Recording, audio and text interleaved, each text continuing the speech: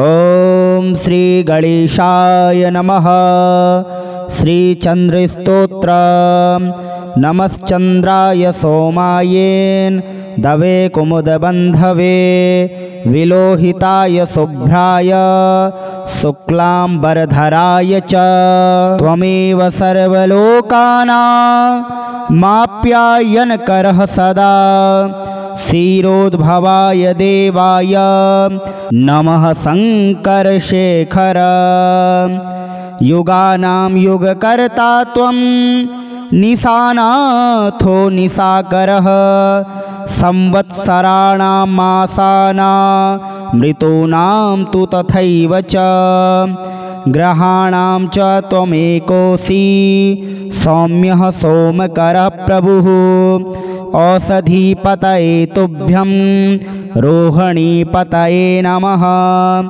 इदं तु पठते स्तोत्रं प्रातरुत्थाय यो नरः दिवा वा यदि वा रात्रौ बद्धचित्तो हि यो नरः न भयं विद्यते तस्य कार्यसिद्धिर्भविष्यति। अहोरात्रकृतं पापं पठनादेव नश्यते। द्विजराजो महापुण्यस्तारापतिर्विशेषतः औषधीनां च यो राजा स सोम प्रीयतां मम। नमश्चंद्राय सोमायेन दवे कुमुदबंधवे विलोहिताय शुभ्राय शुक्लांबरधराय च त्वमेव सर्वलोकानां माप्यायनकरः सदा क्षीरोद्भवाय देवाय नमः शंकरशेखर। युगानां युगकर्ता त्वं निशानाथो निशाकरः संवत्सराणां मासानां मृतूनां तु तथैव च ग्रहाणां च त्वमेकोऽसि सौम्यः सोमकरः प्रभुः।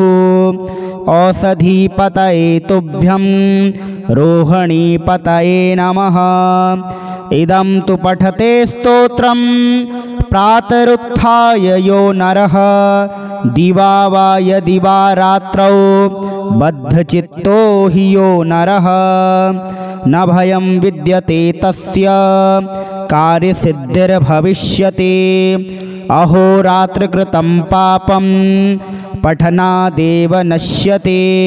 द्विजराजो महापुण्यस्तारापतिर्विशेषतः औषधीनां च यो राजा स सोम प्रीयतां मम। नमश्चंद्राय सोमायेन दवे कुमुदबंधवे विलोहिताय शुभ्राय शुक्लांबरधराय च त्वमेव सर्वलोकानां माप्यायनकरः सदा क्षीरोद्भवाय देवाय नमः शंकरशेखर। युगानां युगकर्ता त्वं निशानाथो निशाकरः संवत्सराणां मासानां मृतूनां तु तथैव च ग्रहाणां च त्वमेकोऽसि सौम्यः सोमकरः प्रभुः। औषधीपतये तुभ्यं रोहिणीपतये नमः। इदं तु पठते स्तोत्रं प्रातरुत्थाय यो नरः दिवा वा यदि वा रात्रौ बद्धचित्तो हि यो नरः न भयं विद्यते तस्य कार्यसिद्धिर्भविष्यति। अहोरात्रकृतं पापं पठनादेव नश्यते। द्विजराजो महापुण्यस्तारापतिर्विशेषतः औषधीनां च यो राजा स सोम प्रीयतां मम। नमश्चंद्राय सोमायेन दवे कुमुदबंधवे विलोहिताय शुभ्राय शुक्लांबरधराय च त्वमेव सर्वलोकानां माप्यायनकरः सदा क्षीरोद्भवाय देवाय नमः शङ्करशेखर युगानां युगकर्ता त्वं निशानाथो निशाकरः संवत्सराणां मासानां ऋतूनां तु तथैव च ग्रहाणां च त्वमेकोऽसि सौम्यः सोमकरः प्रभुः औषधीपतये तुभ्यं रोहिणीपतये नमः इदं तु पठते स्तोत्रं प्रातरुत्थाय यो नरः दिवा वा यदि वा रात्रौ बद्धचित्तो हि यो नरः न भयं विद्यते तस्य कार्यसिद्धिर्भविष्यति अहोरात्रकृतं पापं पठनादेव नश्यते द्विजराजो महापुण्यस्तारापतिर्विशेषतः औषधीनां च यो राजा स सोम प्रीयतां मम नमश्चन्द्राय सोमायेन दवे कुमुदबन्धवे विलोहिताय शुभ्राय शुक्लाम्बरधराय च त्वमेव सर्वलोकानामाप्यायनकरः सदा क्षीरोद्भवाय देवाय नमः शङ्करशेखर युगानां युगकर्ता त्वं निशानाथो निशाकरः संवत्सराणां मासानां ऋतूनां तु तथैव च ग्रहाणां च त्वमेकोऽसि सौम्यः सोमकरः प्रभुः औषधीपतये तुभ्यं रोहिणीपतये नमः इदं तु पठते स्तोत्रं प्रातरुत्थाय यो नरः दिवा वा यदि वा रात्रौ बद्धचित्तो हि यो नरः न भयं विद्यते तस्य कार्यसिद्धिर्भविष्यति अहोरात्रकृतं पापं पठनादेव नश्यते द्विजराजो महापुण्यस्तारापतिर्विशेषतः औषधीनां च यो राजा स सोम प्रीयतां मम नमश्चन्द्राय सोमायेन दवे कुमुदबन्धवे विलोहिताय शुभ्राय शुक्लाम्बरधराय च त्वमेव सर्वलोकानामाप्यायनकरः सदा क्षीरोद्भवाय देवाय नमः शङ्करशेखर युगानां युगकर्ता त्वं निशानाथो निशाकरः संवत्सराणां मासानां ऋतूनां तु तथैव च ग्रहाणां च त्वमेकोऽसि सौम्यः सोमकरः प्रभुः औषधीपतये तुभ्यं रोहिणीपतये नमः इदं तु पठते स्तोत्रं प्रातरुत्थाय यो नरः दिवा वा यदि वा रात्रौ बद्धचित्तो हि यो नरः न भयं विद्यते तस्य कार्यसिद्धिर्भविष्यति अहोरात्रकृतं पापं पठनादेव नश्यते द्विजराजो महापुण्यस्तारापतिर्विशेषतः औषधीनां च यो राजा स सोम प्रीयतां मम नमश्चन्द्राय सोमायेन दवे कुमुदबन्धवे विलोहिताय शुभ्राय शुक्लाम्बरधराय च त्वमेव सर्वलोकानामाप्यायनकरः सदा क्षीरोद्भवाय देवाय नमः शङ्करशेखर युगानां युगकर्ता त्वं निशानाथो निशाकरः संवत्सराणां मासानां ऋतूनां तु तथैव च ग्रहाणां च त्वमेकोऽसि सौम्यः सोमकरः प्रभुः औषधीपतये तुभ्यं रोहिणीपतये नमः। इदं तु पठते स्तोत्रं प्रातरुत्थाय यो नरः दिवा वा यदि वा रात्रौ बद्धचित्तो हि यो नरः न भयं विद्यते तस्य कार्यसिद्धिर्भविष्यति। अहोरात्रकृतं पापं पठनादेव नश्यते।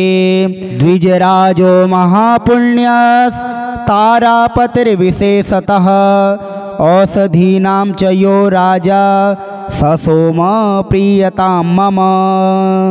नमश्चन्द्राय सोमायेन दवे कुमुदबन्धवे विलोहिताय शुभ्राय शुक्लाम्बरधराय च त्वमेव सर्वलोकानामाप्यायनकरः सदा क्षीरोद्भवाय देवाय नमः शङ्करशेखर।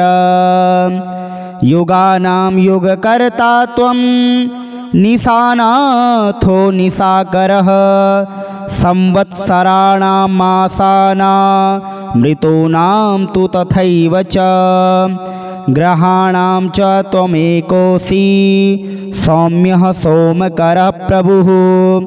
औषधीपतये तुभ्यं रोहिणीपतये नमः। इदं तु पठते स्तोत्रं प्रातरुत्थाय यो नरः दिवा वा यदि वा रात्रौ बद्धचित्तो हि यो नरः न भयं विद्यते तस्य कार्यसिद्धिर्भविष्यति। अहोरात्रकृतं पापं पठनादेव नश्यते। द्विजराजो महापुण्यस्तारापतिर्विशेषतः औषधीनां च यो राजा स सोम प्रीयतां मम।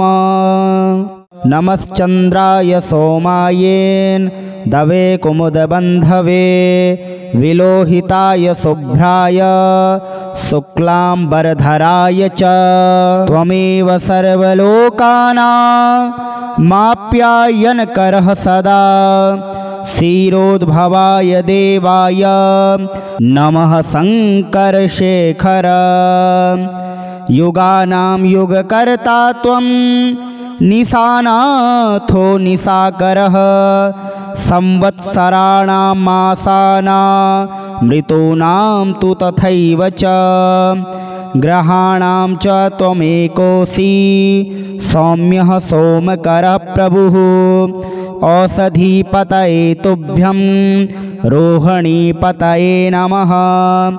इदं तु पठते स्तोत्रं प्रातरुत्थाय यो नरः दिवा वा यदि वा रात्रौ बद्धचित्तो हि यो नरः न भयं विद्यते तस्य कार्यसिद्धिर्भविष्यति। अहोरात्रकृतं पापं पठनादेव नश्यते। द्विजराजो महापुण्यस्तारापतिर्विशेषतः औषधीनां च यो राजा स सोम प्रीयतां मम।